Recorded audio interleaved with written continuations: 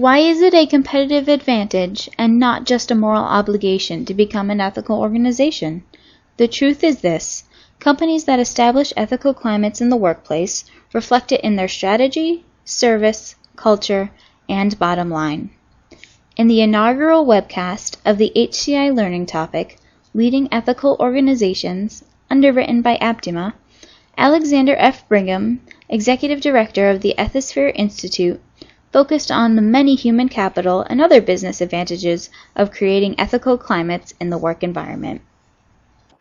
So Alex, let me ask you this. As organizations are beginning to pay definitely more attention to ethics, as we've seen here, it's still often primarily to satisfy policy and regulation, right? So how does the focus on ethical behavior actually influence the bottom line? That's a good question, Zach. We'll go through a few different examples where it can influence the bottom line. Certainly starts with risk, and that's what people are most familiar with. So if you're trying to drive ethics in your organization, influence the bottom line, your best friend is probably going to be in the legal department. Probably, not necessarily. You know, what you see is a dramatic increase in obviously the chief compliance officer function, but also the chief ethics officer function. And one of the big debates that is going on right now is whom should that person report to? Can a lawyer also be your chief ethics officer, or is that a misnomer? You know, some people would probably make a joke about that. But and also can the same person be the chief legal officer for the corporation? Does that person report to the CEO? Does that person report to the board of directors? That's a raging debate worth being aware of, you know, among the HCI membership. There were some recent guidelines just issued by the U.S. Sentencing Commission. Again, and that's the hallmark that many companies are most familiar with in terms of a definition for ethical business put out by the government. And that under the most recent definitions, they're saying that this ethics officer, first off, someone needs to have that title and responsibility inside the organization for the government to view that organization as meeting its obligations if it wants to have an effective compliance and ethics program. But furthermore, that person has to be given a budget, which is great, sufficient resources, the way the government says budget.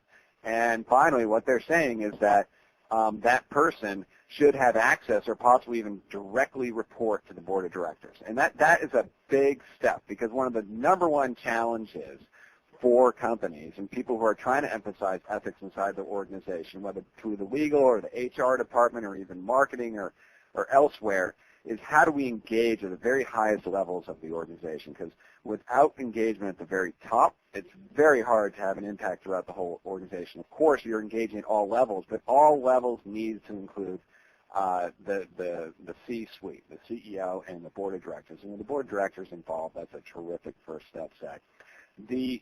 When you look at these risks, here are the 10 risks that are put out by Aon, and they do this study every few years about what's keeping people up at night that they're worried about. Not surprisingly, they sell insurance for a lot of these, but we like this study because it's been ongoing for quite some time. You can take out 1, economic slowdown. You can take out commodity price risk, and you can take out 7 on cash flow and liquidity risk. The other 7 remaining items here all are impacted in some way by the ethical climate that exists within the organization. And there's an excellent organization called the Ethics Resource Center out of Washington, D.C., and they do, every couple of years, they do a national business ethics survey where they proactively go out and try and gauge the ethical climate in business. Is it getting better? Is it getting worse? And so forth. And here's an excerpt from this, because what is going on here is companies are under economic pressure. We all know that, and they're taking tactics to survive in a tough economic environment. And a tactic could be a layoff or shortening hours or cutting back on benefits, etc. And that has a huge impact. If you've done that in your organization and managing your talent, that is going to have a very big impact on the likelihood that you are going to find out if there's a problem going on in your business or not.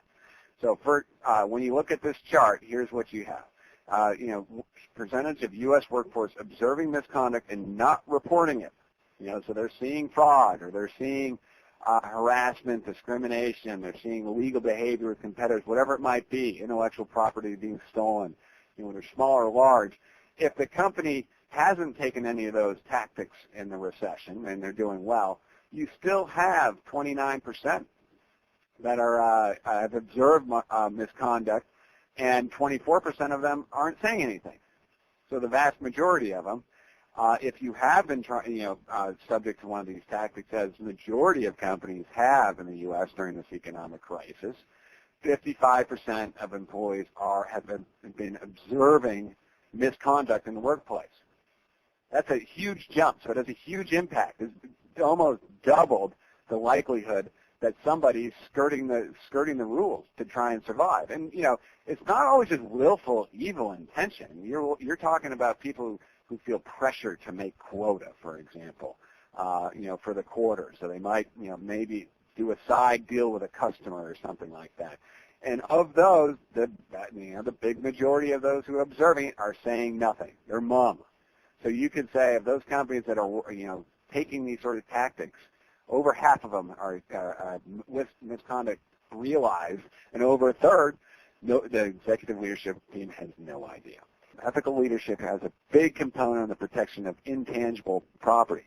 And intangible property is a very important component. It actually, for most of the organizations, and I have no idea what industries you represent on the phone today, I'm willing to say for at least three-quarters of you, particularly the way you answered the questions at the outset, that intangible value is the majority of the value of your enterprise. And they've seen that in publicly traded companies, how it's shifted over time. And I have a stat later about that. But what makes it up is the intellectual property. Your business processes is a intangible asset. Your brand reputation is probably your most important one. And your relationships. And that includes relationships with your employees. So who holds it?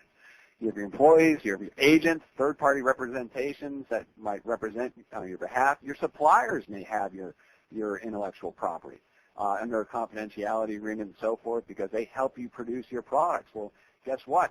That you're really going to care that they don't get it stolen or lose it or have it otherwise compromised, and your business partners.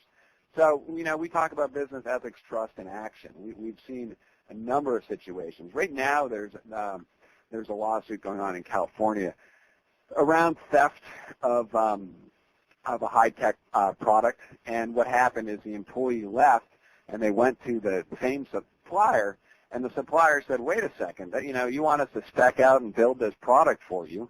Gee, that looks an awful lot like the intellectual property that we've been doing for this other customer, that we've seen in working for them, and reported it to their customer because there was a trusted relationship between that supplier and that customer that prevented hundreds of millions of dollars of theft of intellectual property. I'm going to skip to the next slide here and talk about it. I think, Zach, it's probably the most important thing for the entire company. As I said, if you don't have it at the top, it's not going to trickle through the whole system.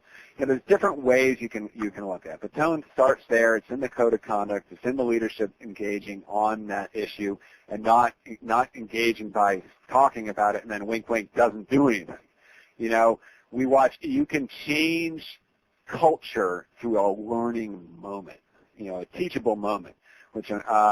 One example was when Walmart had their vice chairman was caught using his expense report to buy, snakeskin boots for himself. And this is a long time, stalwart at the company and so forth. And Walmart's reaction was, you're fired. You're done. In fact, we're going to sue you.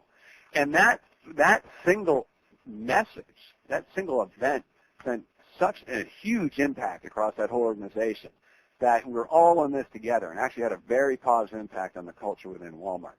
There are other elements. Their recognition, integrated compensation systems can help. People you do tie it back to the incentive programs. But it needs to start, part of their incentive, but also their performance review, for example, whether they've done ethics training and so forth. But it needs to start with compliance. That's the easiest place to start. The rules are out there. And it's that strict zero tolerance is so powerful.